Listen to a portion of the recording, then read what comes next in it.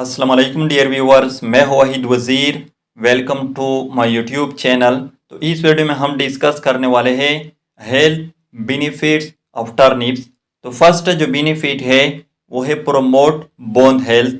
तो टर्निप्स में vitamin K होता है और कैल्शियम होता है और ये दोनों स्ट्रॉन्ग बोन हेल्थ के लिए इसेंशियल होते हैं। ऑस्टियोपोरोसिस को प्रिवेंट करती हैं। सेकंड जो बेनिफिट है वो है लोअर ब्लड प्रेशर।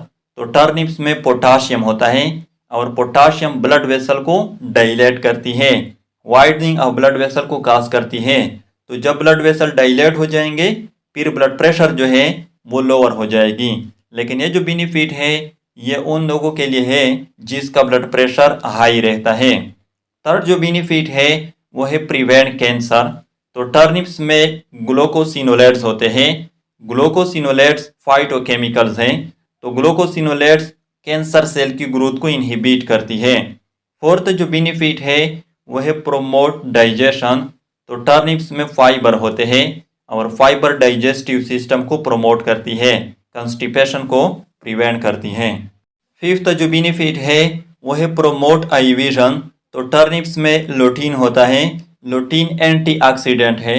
तो लुटीन आई विजन को प्रोमोट करती है, विजन लॉस को प्रिवेंट करती है। सिक्स जो बेनिफिट है वो है प्रोमोट इम्यूनिटी।